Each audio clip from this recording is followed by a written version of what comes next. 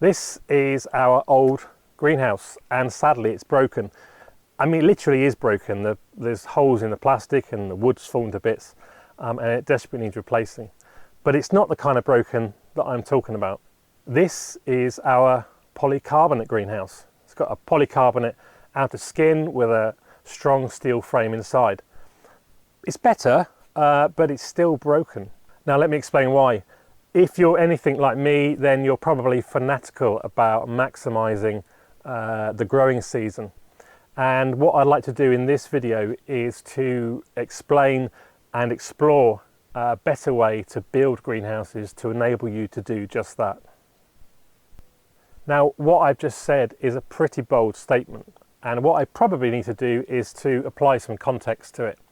Now, if you live anywhere here or here, then this video applies to you. If you live anywhere here, then you probably can pass on by. In fact, you probably don't even need a greenhouse. Now, the second consideration when thinking about whether you need a better design of greenhouse is your desire to grow food.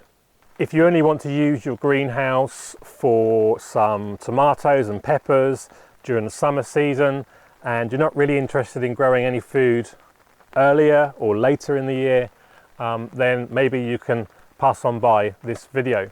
However, if you are serious about maximizing the growing season, then what I'd like to do in this video is to propose a much better way to design and build greenhouses. Okay, so here's the first problem.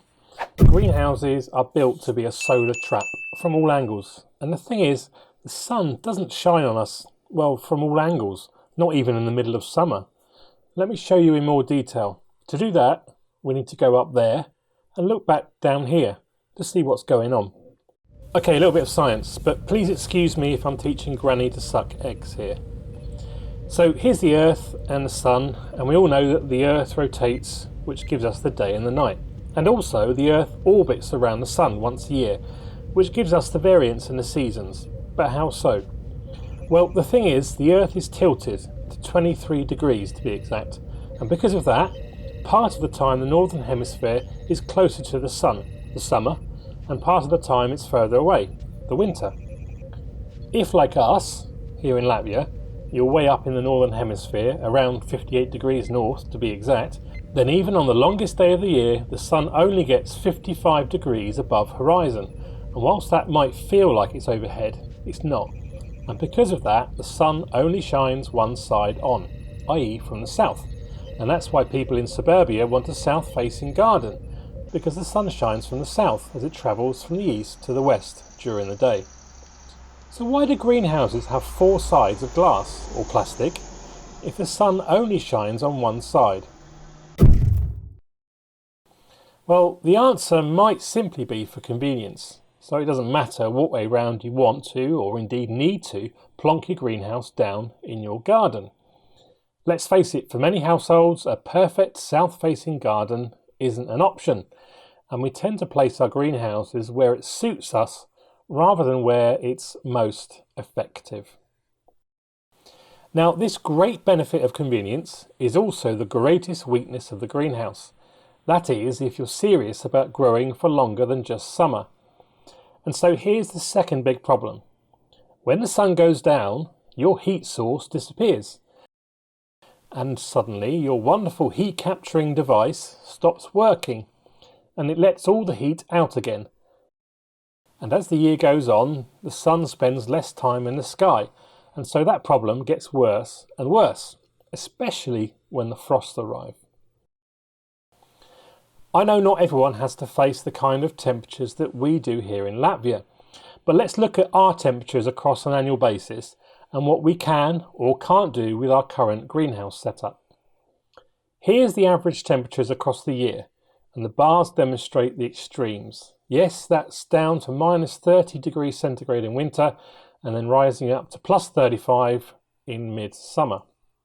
It's a huge differential, and additionally presents us with a cooling problem in summer, but that's a different problem. The green area shows the time between the average last and first frost dates.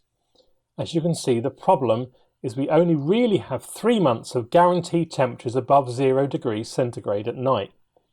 The blue zone, or the shoulder months, are when I plant cold-tolerant crops such as spinach or lettuces in the greenhouse. This is because the night temperatures are below 0 degrees C and the greenhouse loses so much heat once the sun goes down. Here's what the temperatures look like on a typical shoulder month day. We want to extend our full growing season so that we can get a good head start for those fragile, frost-sensitive crops like tomatoes that need a warm greenhouse for longer. And then also grow things that normally wouldn't be possible here in Latvia.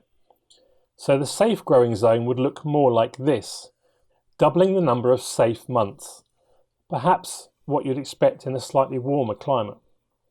The only restriction would be the lack of light and not the lack of heat. So how do we solve this problem? How do we fix what I'm proposing is broken?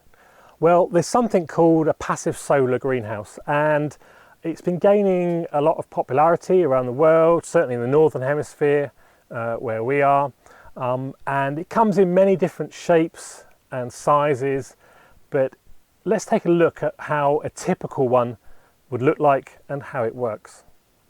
It's nothing particularly new. Well, passive solar isn't. Even the Romans were experimenting with south-facing glass buildings, but for small to medium growers like us, using, storing and distributing passive energy has never really been used, until now that is. And here's the thing, building a passive solar greenhouse shouldn't really cost much more than our polycarbonate tunnel greenhouse. It's just a different approach, and the application of some sciencey geeky stuff, but here's essentially how it works. First you have to build the solar greenhouse facing south, so from east to west or west to east, and then only the south facing side has a transparent fascia to it. Best is polycarbonate, but glass will also work. All other sides are opaque, using whatever materials work for you, but most likely flat OSB board or brick, but most importantly those opaque sides must be insulated too.